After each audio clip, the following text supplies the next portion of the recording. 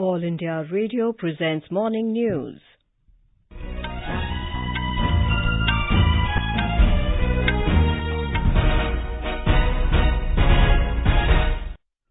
Good morning, I'm Valsa Williams.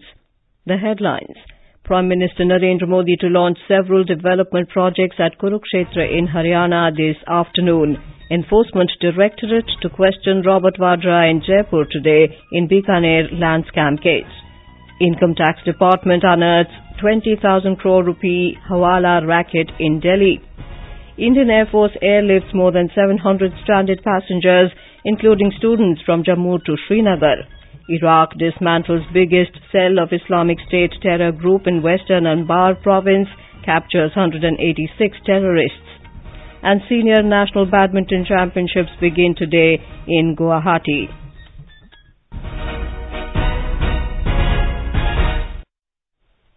Prime Minister Narendra Modi will inaugurate and lay the foundation stone of several development projects at Kurukshetra in Haryana today. He will dedicate to the nation the National Cancer Institute at Bhadsa in Jhajjar district. The institute is the state-of-the-art tertiary cancer care cum research centre constructed at the AIIMS Jhajjar campus. The 700-bed hospital will have facilities like surgical oncology, palliative care and nuclear medicine, besides hostel rooms for doctors and attendants of cancer patients. An official release said Mr. Modi will also inaugurate Employees State Insurance Corporation's ESIC's Medical College and Hospital in Faridabad. This will be the first ESIC Medical College and Hospital in North India. The 510-bed hospital will have state-of-the-art facilities. ESIC provides social security to the insured persons and their beneficiaries, especially to worker population and their dependents. The Prime Minister will also lay the foundation stone of National Institute of Ayurveda in Panchkula, which is being set up at Sri Mata Mansa Devi Temple Complex. It will be a national-level institute for Ayurveda treatment, education and research. Foundation stone of Sri Krishna Ayush University in Kurukshetra will also be laid by Mr. Modi. It will be the first university related to Indian system of medicine in Haryana as well as the first of its kind in India.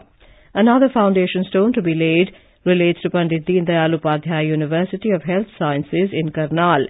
Mr. Modi will also lay the foundation stone of Battles of Panipat Museum at Panipat. The museum will honour the heroes of various battles of Panipat. The Prime Minister will participate in Swachh Shakti 2019 and distribute the Swachh Shakti Awards. He will visit Swachh Sundar Shauchalaya exhibition in Kurukshetra and address a public gathering. More from our correspondent. Swachh Shakti 2019 is a national event which aims at highlighting the leadership role played by rural women in Swachh Bharat mission. Women sarpanch and panch from all over the country will participate in the event. Best practices from grassroots level in the rural areas for Swachh Bharat will be shared by them. During the event, the Prime Minister will give away the Swachh Shakti Awards. Mr. Narendra Modi had launched the Swachh Shakti program in 2017 from Gandhinagar in Gujarat. Anand Kumar, AIR News, Kurukshetra, Haryana.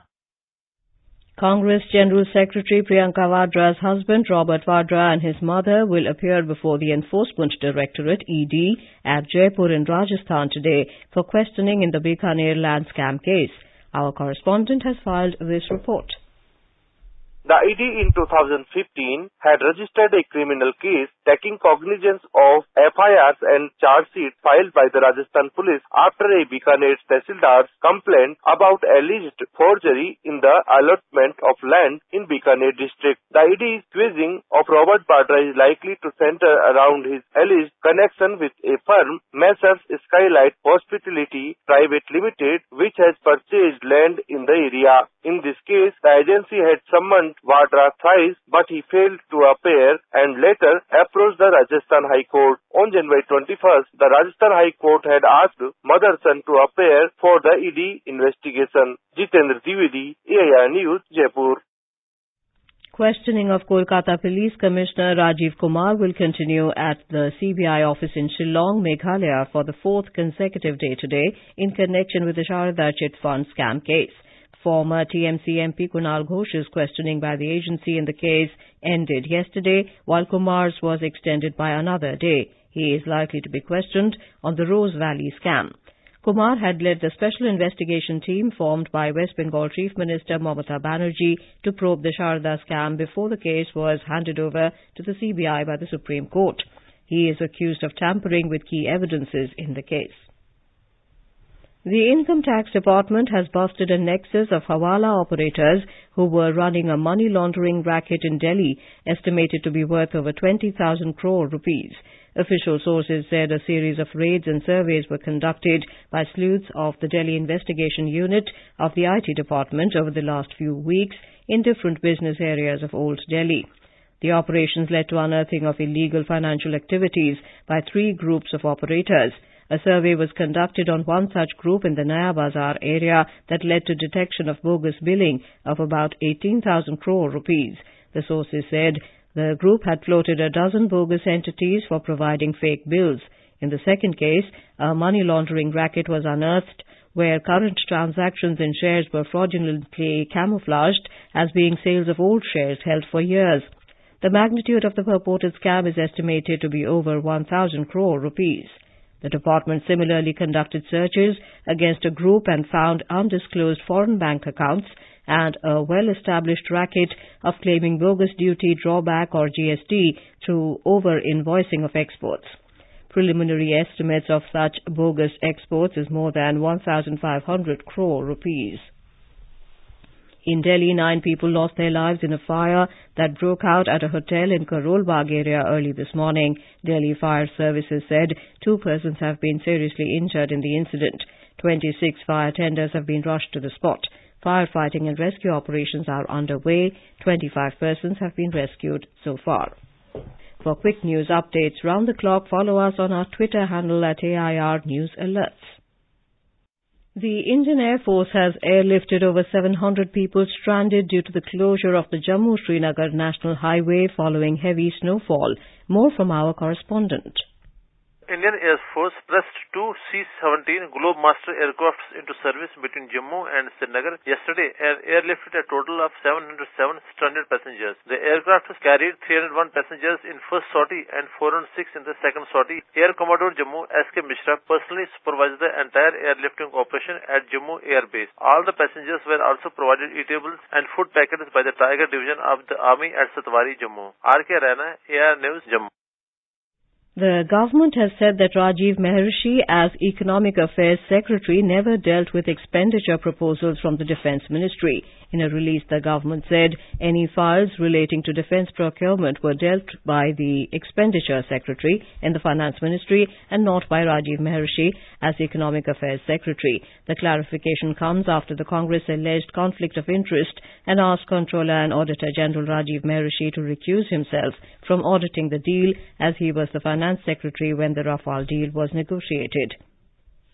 The Supreme Court has directed the National Commission for Minorities (NCM) to decide within 3 months on a representation seeking guidelines for redefining the term minority based on state-wise population. A bench headed by Chief Justice Ranjan Gogoi told the lawyer Ashwini Upadhyay to refile his representation to NCM, asking the minority panel to take a decision as early as possible, preferably within 3 months.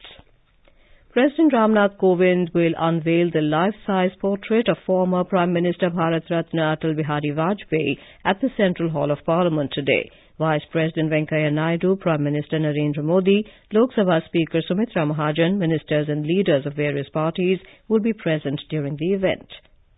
The Parliamentary Panel on Information Technology has summoned Twitter head Jack Dorsey to appear before it on the 25th of this month. The panel met the officials of the micro-blogging site in New Delhi yesterday on safeguarding citizens' rights on social news media platforms. The committee's chairman and BJP MP Anurag Thakur said after the meeting that the Twitter head and senior officials have been summoned on the issue. The Uttarakhand government has set up a special investigation team, SIT, to probe the recent Hooch tragedy in Haridwar district. The SIT will be headed by IGP of Garhwal Range, Ajay Rotela. Iraq has dismantled the biggest cell of the Islamic State IS terror group in the western province of Anbar and captured 186 of its terrorists. Baghdad Operations Command said a joint force captured the biggest IS cell responsible for suicide attacks, planting roadside bombs and assassinating military personnel. And now news from the world of sports. Top Indian shuttlers will be in action in the 83rd edition of Senior National Badminton Championships that begin in the Assamese city of Guwahati today. Defending champion Saina Nehwal and last edition's runner-up PV Sindhu will be the biggest attractions as Kidambi Shrikant and HS Pranoy have pulled out due to injuries. On to cricket, Indian spinner Kuldeep Yadav has moved a notch to grab a career-best second position in the ICC rankings for 2020 bowlers. Kuldeep scalped 2 for 26 in the final T20 against New Zealand recently, which ultimately India lost by 4 runs to go 1-2 down in the 3-match series. There is no other Indian bowler in the top 10. In the rankings for batsmen, Rohit Sharma is at 7th, while Lokesh Rahul has slipped to the 10th spot.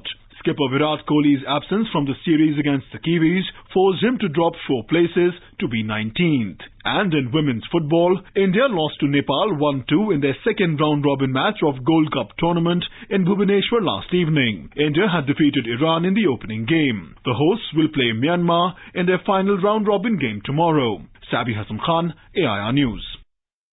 And now for an overview of today's newspapers, it's over to Subhadra Ramachandran. Thank you, Elsa. Political developments hold centre stage in the press today in the run-up to the upcoming elections. Congress, BJP battle it out in UP is a lead in the Hindustan Times. Rahul Baha's side, Priyanka begins Mission UP with mega roadshow headlines The Asian Age. Chandrababu sits on day-long protest on Monday seeking special status for Andhra, reports The Pioneer. The paper also observes Naidu's fast binds opposition, BJP ally Sena visits Dharna side.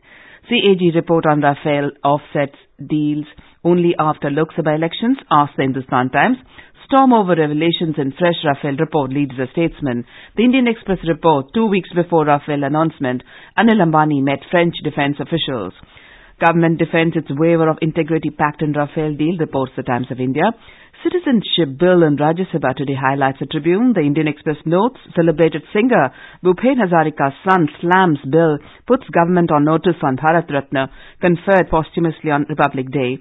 Wage rise not so fruitful for farm workers. The Hindu Business Line cites an ILO report showing daily earnings of agricultural labourers rising just 48% over nearly 2 decades, while for legislators, senior officials and managers, it increased by 98%. And finally, meet the authors writing debut novels in their 80s, writes the Times of India. Armed with a lifetime of experience, these seniors are penning romances, satires and self-help books. And with that, it's back to you, Valsa. Thank you, Subhadra. And now, before we end the bulletin, the headlines once again. Prime Minister Narendra Modi to launch several development projects at Kurukshetra in Haryana this afternoon. Enforcement Directorate to question Robert Vadra in Jaipur today in Bikaner land scam case. Income Tax Department unearths 20,000 crore rupee Hawala racket in Delhi. Indian Air Force airlifts more than 700 stranded passengers, including students from Jammu to Srinagar.